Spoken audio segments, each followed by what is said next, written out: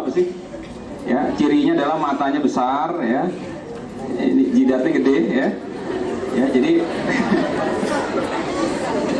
Jadi kalau istilah ini namanya bukan teletubbies lagi, namanya neoteny, ya. Jadi kita seperti melihat, kalau kita lihat bayi, ya, siapapun orangnya pasti akan lucu, gitu ya. Apalagi kalau perempuan lihat bayi langsung dicubitin, gitu ya.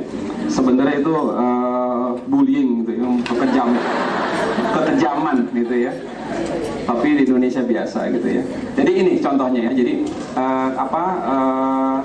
yang bayangkan ini kan seperti wajah bayi kan, jidatnya, matanya besar, gitu ya. Dan ini tadi ya, bayi itu innocent, gitu ya. Jadi menggambarkan innocent, ya. Oke, ya. Berikutnya adalah Sage, ya. Ini juga. Siapa yang pernah tahu iklan Surf? Jump tangan coba. Siapa yang pernah masih ingat? Saya nggak tahu zaman Anda udah keluar belum? Surf, coba. Jump tangan yang pernah lihat. Masa nggak ada yang pernah lihat? Cuma satu. Udah ya? Ya oke lah ya. Jadi ini gini sejarahnya ya. Ini produk yang sangat laku ya. Jadi ini diluncurkan ketika Chrismon ya oleh Unilever ya. Jadi Unilever saat itu dia punya Rinso ya. Cuman Rinsonya menjadi mahal ya karena Chrismon ya. Dan karena mahal lalu masuk merek baru namanya Daya ya. Kalau Anda masih ingat iklannya lucu-lucu gitu, rambutnya di warna-warni ya. Dan kalah ya, Rinso jatuh, lalu Unilever meluncurkan merek baru ya, namanya Surf ya. Jadi namanya fighting brand, jadi harganya dibikin murah, jadi untuk menghadapi Daya ya. Oke, dan dia menggunakan seri iklan yang tadi ya, menggambarkan archetype Sage ya. Jadi menggambarkan bahwa orang yang pakai Surf adalah orang yang Sage, orang yang cerdas ya, yang pandai gitu ya. Jadi istilah dia namanya menantu bijak gitu ya. Ini iklannya kalau ada masalah. Ikan mas sama enaknya dengan ikan gurame, lebih murah lagi. Sama halnya dalam membeli deterjen. Surf deterjen bubuk sama bersihnya dengan merek yang lebih mahal. Untuk pilihan bijak, Surf.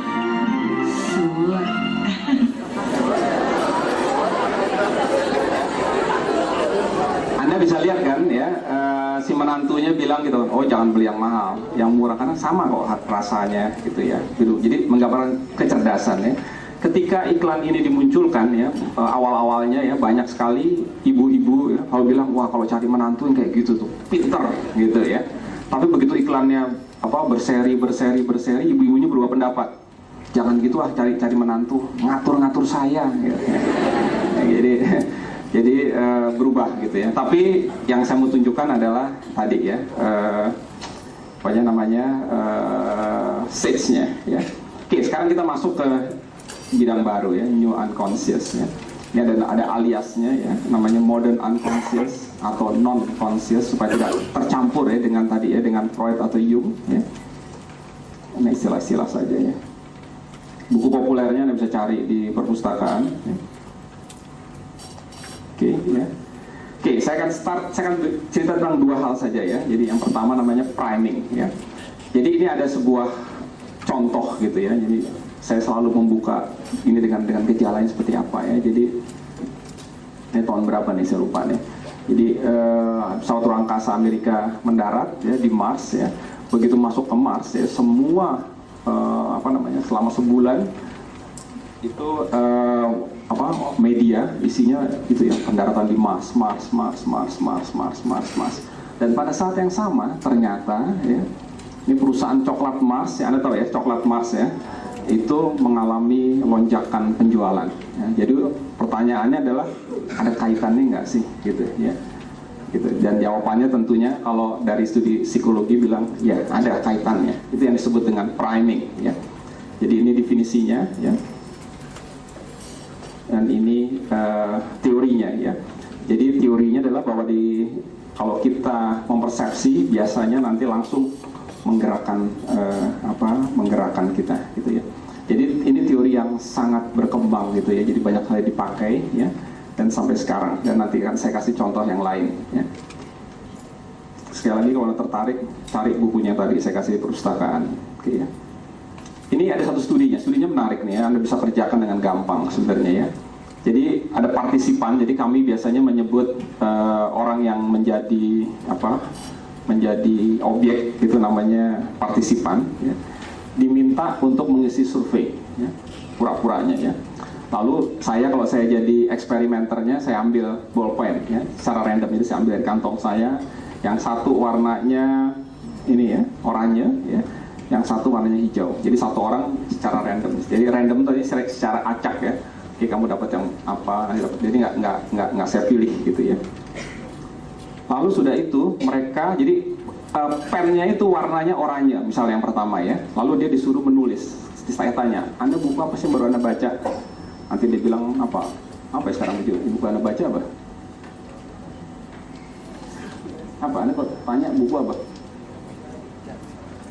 Iya, apa novel apa? Judulnya apa? Apa?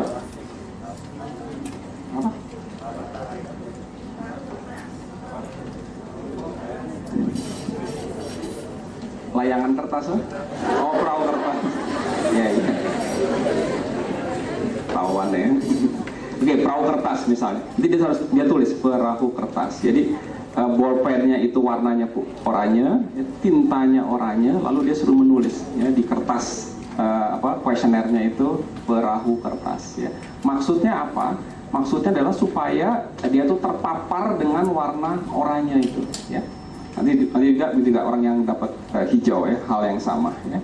Terus sudah itu dia disuruh dikasih produk berwarna. 5 menit setelah selesai diambil kertasnya, dikasih produk. Oke, ini buat hadiah, Anda mau pilih yang mana, ya.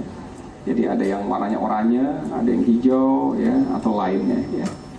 Dan hasilnya seperti ini. Anda lihat yang bagian, jadi produk oranye, Anda lihat, ya. Itu ada 2 kelompok. Itu kan kelompok yang mendapat pen warna oranye, ya. Yang produk oranye produknya itu dikasih gambar produknya itu macam-macam warnanya, gitu, ya. Jadi Anda lihat di situ, ya, mereka yang mendapat bolpen oranye itu lebih banyak. Jadi jumlah produk oranye yang dipilih adalah 7,35, ya.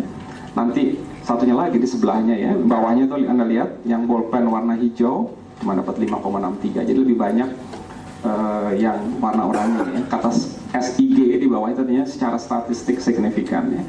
Begitu juga Anda lihat sebelahnya, ya. Kalau dikasih produk-produk yang warnanya hijau, yang mengambil lebih banyak hijau adalah yang dapat priming, ya, warna hijau, ya. Sementara kalau yang lainnya, produk-produk lainnya yang warnanya di luar hijau dan oranye itu sama besarnya, ya. Jadi sekali lagi berpengaruh, ya. Jadi kalau saya jadi penjual Alfamart, ya, pada saat sekarang saya akan menjual banyak sekali produk-produk yang warnanya kuning. Kenapa? Iya, karena warna kuning itu bertebaran di mana-mana, ya. Jadi itu priming, ya. Jadi ini warna kuning ini priming, ya. Jadi mestinya saya pakai baju kuning kali, Anda akan lebih menyukai saya jualan gitu, ya. Produk-produk yang warnanya kuning, ya, itu priming, ya. Jadi jangan salah, ya. Jadi bahwa priming itu berpengaruh, ya. Dalam politik ini digunakan sekali dengan baik, ya. Jadi ini contohnya misalnya, ya, kalau Anda lihat, ya. Jadi KPU sampai saat ini masih bilang kalau Anda mencoblos, yang nggak boleh adalah kalau pakai lambang, gitu, ya. Tapi kalau Anda belajar priming, nggak penting gambar itu, ya. Cukup Anda kasih warna biru, ya. Ini terjadi, ya. Ini di tip ya, tempatnya Pak SBY ini, CKS ini, ya. Biru semuanya dibikin, ya. Nggak apa-apa, gitu. Karena di undang-undangnya nggak ada. Padahal sebenarnya ini powerful, ya. Dia bisa mengarahkan orang, ya. Itu tadi, ini priming sebenarnya, gitu, ya. Oke, ya. Sekarang kita masuk ke yang ini, ya, name letter effect ini, ya. Jadi gini sekarang, ya. Bayangkan, ya, ada 2 orang partisipan, ya. Yang satu namanya Hari, yang satu namanya Somad, ya. Dia masuk ke lab, ya. Lalu masing-masing dikasih list, ya, list huruf. Ya.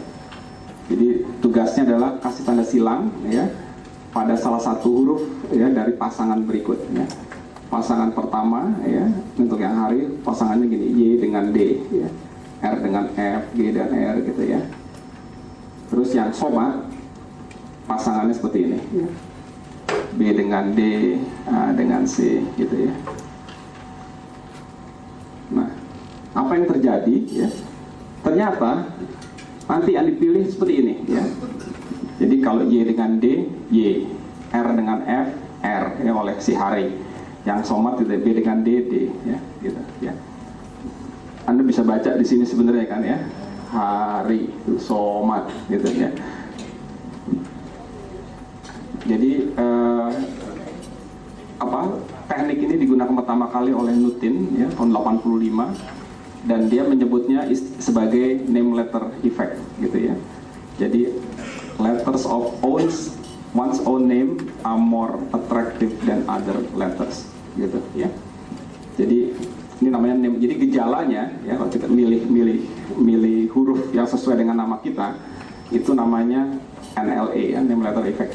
Jadi ini kita jumpai misalnya kalau Anda disuruh punya uang gitu ya, boleh milih plat nomor polisi, biasanya kan apa? Inisial nama Anda gitu ya, atau tahun kelahiran, tanggal kelahiran, tahun kelahiran. Kira-kira seperti itu ya, gejalanya seperti itu ya. Oke ya. Studi ini banyak direplikasi. Replikasi artinya itu di studi di tempat lain dan hasilnya sama ya.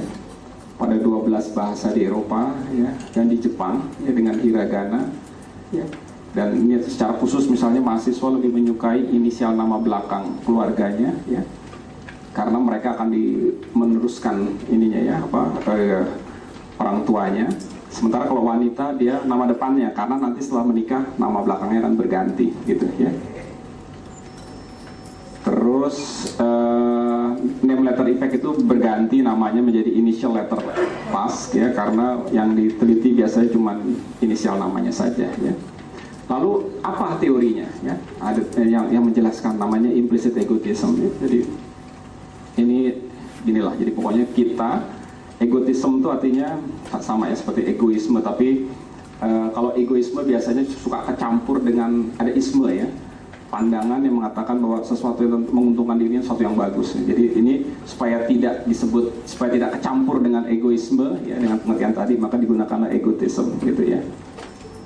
Jadi teorinya ini bilang bahwa kita ini ya sangat kalau bahasa anak mudanya mungkin narsis gitu kali ya. Jadi kita pengen segala sesuatu itu berkaitan dengan diri kita ya.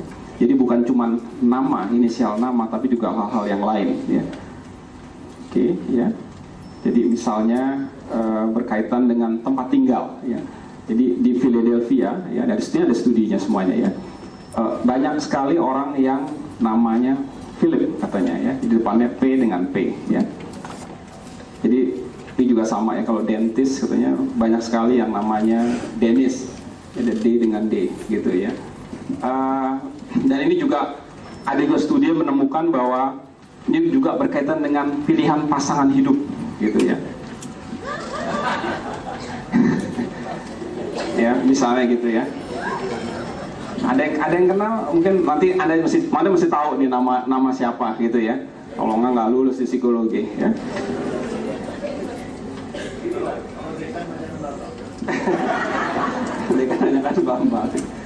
Oke, jadi ini serangkaian studi yang kami lakukan. Jadi semua ini mahasiswa. Jadi saya kerjasama dengan mahasiswa. Jadi di sini modelnya begitu ya. Jadi dengan mahasiswa bersama-sama buat penelitian ya. Jadi yang kami dalami adalah kita pilih dua budaya yang paling menarik ya. Jadi pertama Batak itu sangat dekat dengan penamaannya ya, pola namanya dengan Barat. Sementara Bali agak berbeda dia gitu ya. Kalau Anda lihat ada tulisan primingnya juga di sana ya. Jadi ini pola nama Indonesia ya. Jadi kalau kita lihat ya, dia ada yang single name ya, kayak Soekarno ya. Jadi kalau di Barat biasanya ada 3, nama depan, nama tengah, nama belakang ya. Terus ada multiple names without family names ya, kayak Hari Susianto. Susianto itu bukan nama orang tua saya, bukan nama bapak saya ya. Terus ada multiple names with a family name ya. Ini orang Batak seperti ini ya, Abdul Haris Nasution. Nasutionnya itu marga ya. Ada multiple names with patronymic ya, misalnya Megawati Soekarno Putri kalau nanti anaknya laki ya, Guru Soekarno Putra dan seterusnya gitu ya. Nah, jadi orang Batak ini masih seperti ini, alasannya dipakai dan masih kuat ya adatnya, dan sangat bangga dengan marga. Ini sering nih kalau Anda dengar, Anda boleh main-main dengan nama saya, tapi jangan main-main dengan nama marga. Kita bisa berantem nih, bisa bunuh-bunuhan.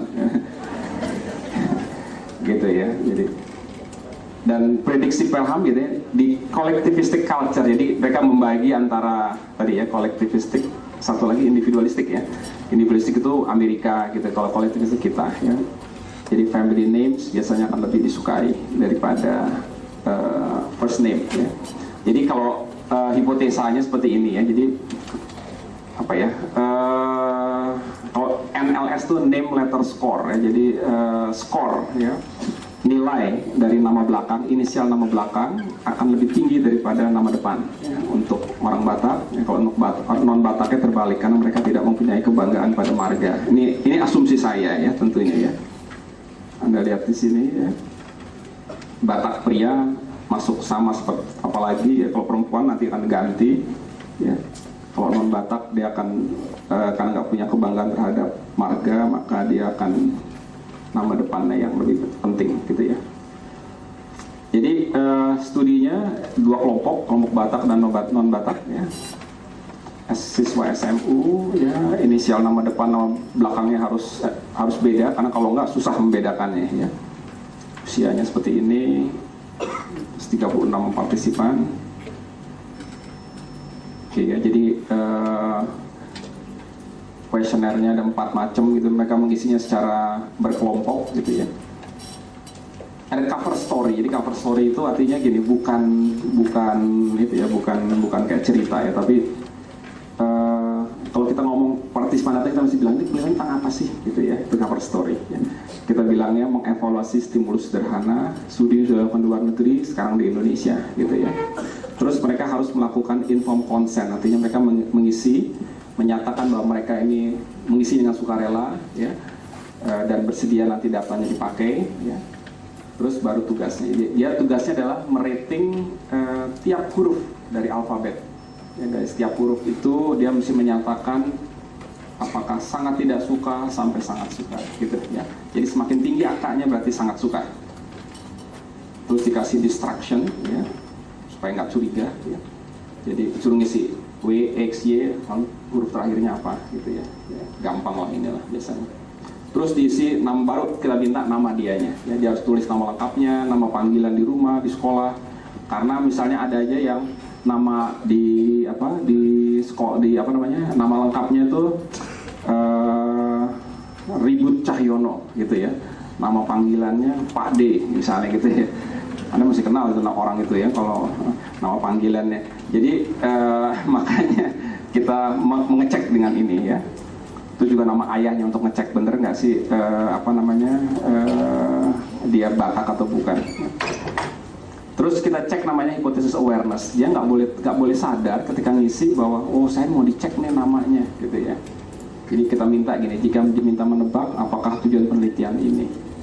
Gitu ya. Jadi, terus nanti di coding oleh 2 orang ya, jawabannya apa, dan tidak satu pun curiga.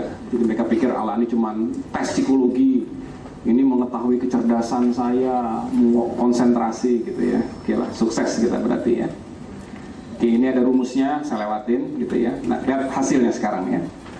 Jadi yang menarik sebenarnya adalah tadi kan kita membuat macam-macam hipotesa ya, tapi kalau Anda lihat sebenarnya ya, ternyata bahwa inisial nama depan lah ya, yang dinilai lebih tinggi ya, untuk semuanya hasilnya gitu ya. Dan juga tadi ya mau pakai orang Bali, mau pakai orang dewasa, orang muda, semuanya sama hasilnya ya. Nama depannya ya juga sama ya. Nama depannya dan sangat signifikan ya. Nama depan. Jadi kesimpulannya gini ya, responden Batak dan non Batak lebih menyukai inisial nama depan ketimbang inisial nama belakang. Dan ini sama seperti temuan di luar negeri gitu ya, di Amerika, di Eropa. Jadi kita pikirkan orang Indonesia mestinya beda nih, lebih kolektivistik, lebih menghargai tadi ya marga gitu ya. Ternyata enggak. Mereka lebih menghargai tadi ya individualitas dirinya masing-masing. Gitu. Jadi identitas dia adalah sayanya gitu ya, bukan marga saya. Oke ya. Ini berbeda dengan temuan-temuan lain di Jepang tadi ya, terbalik. Kalau di Jepang mungkin mereka lebih kuat ya. Kalau kita nama depan ya, individu ya. Dan menurut saya ini menggambarkan tadi ya kesatuan salah satu juga tuh ya, bahwa Indonesia udah sukses lah gitu ya dalam berhasil membuat bangsa ini menjadi satu. Jadi dia nggak mikir lagi nggak mikir lagi tentang marganya, dan tapi lebih ke dirinya sendiri. Saya nggak tahu lah pokoknya ini satu yang positif atau negatif, tapi yang pasti dia udah nggak dari satu sisi dia tidak bicara tentang etnisnya, ya positifnya di situ. Jadi itu dia menimbulkan pertanyaan, kenapa sih inisial nama depan lebih disukai gitu ya?